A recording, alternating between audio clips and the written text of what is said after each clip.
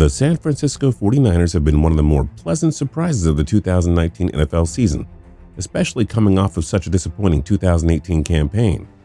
They finished the 2018 season with a 4-12 record, despite coming into the year with high expectations thanks to a young, brilliant offensive mind at head coach Kyle Shanahan and a freshly signed franchise quarterback in Jimmy Garoppolo.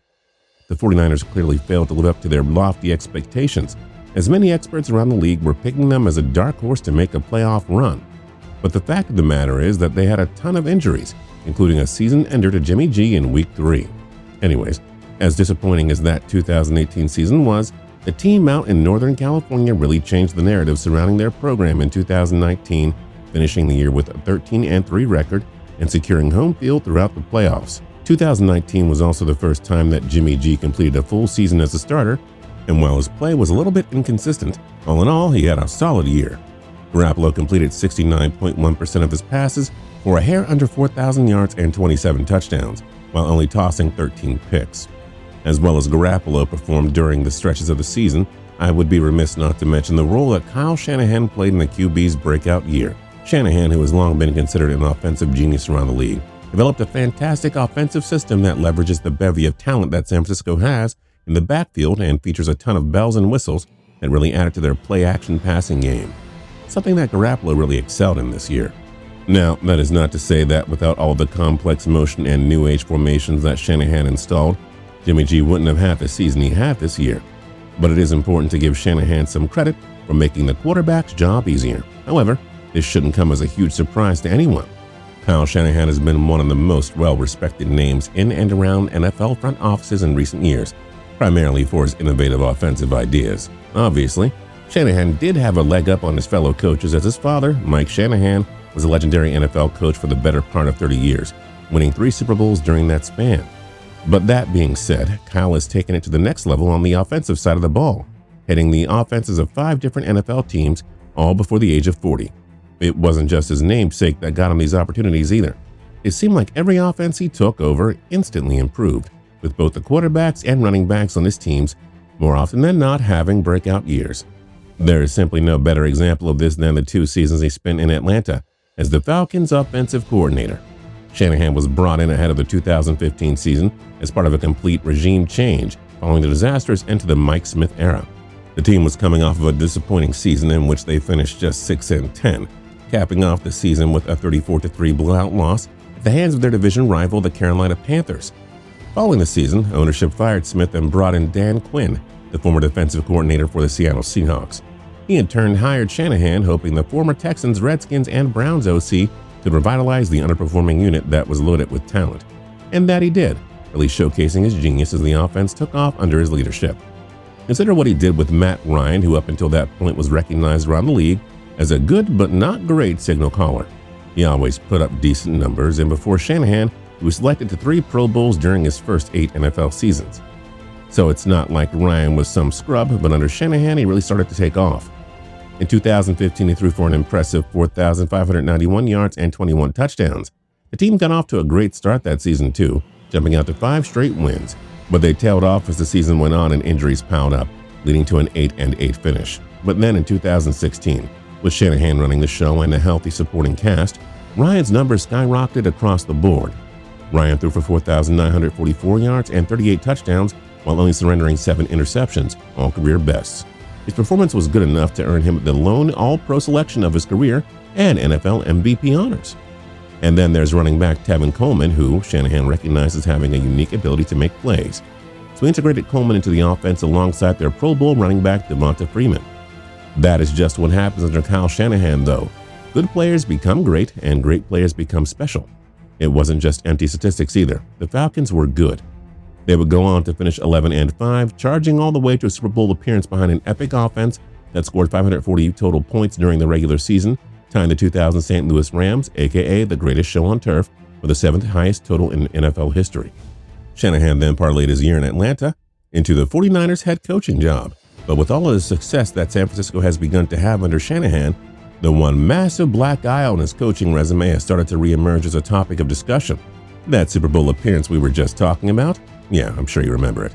The Falcons were up 28-3 over the New England Patriots late in the third quarter, and they squandered it, surrendering the largest comeback in Super Bowl history. Obviously, the defense was largely at fault for surrendering 31 unanswered points, but Shanahan's offense also went quiet, and the OC took a lot of flack for its struggles, as many of the analysts watching the games felt he also got a little bit erratic with his play calling once they had the lead. It wasn't just conservative play calling that killed the Atlanta Falcons' chance at dethroning the reviled New England Patriots. There were also a few questionable decisions that Shanahan made after New England had started mounting its comeback that made it possible. In fact, there was one play in particular during that fateful night in Houston that now stands out to Shanahan as really an unforgivable blunder, and perhaps the single decision from his entire career that he wants back the most. To understand just how pivotal the decision was, it is important to understand the context of the situation and the flow of the game up until that point. The game started out slow, with neither team putting points on the board during the first quarter. The millions of people watching were all shocked. Here were two of the NFL's premier offensive units just sort of dancing around the ring with neither landing a punch. The second quarter was a completely different story. The Falcons came out hot, scoring 21 points on 3 drives that took a cumulative 10 minutes and 9 seconds. Meanwhile, New England continued to sputter. The Patriots didn't manage to convert a field goal attempt just before the half, but all signs were pointing towards an Atlanta victory. The defense was flying all over the field, making plays with an undeniable confidence. And Shanahan's offense was really starting to hit its stride in its own right, converting a ton of first downs and dominating the battle at the line of scrimmage. Even with the massively lopsided score, it's just hard to count out New England, who had been there so many times before. There was a sense that maybe, just maybe, if they could get out to a hot start in the second half, they could bring the game back into contention.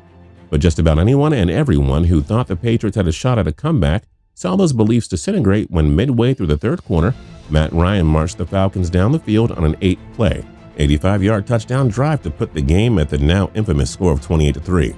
It was bad enough that even New England fans, who are famous for their boastful hubris and unrelenting belief in Tom Brady and Bill Belichick, started to quit on the team.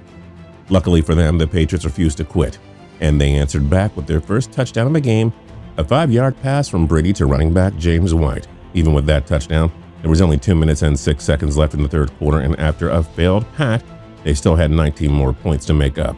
During the next 10 minutes of gameplay, the Patriots continued to surge, scoring 11 more unanswered points. The momentum was clearly starting to shift, but they had dug such a huge hole that it still seemed inconceivable that they would be able to catch up before time expired.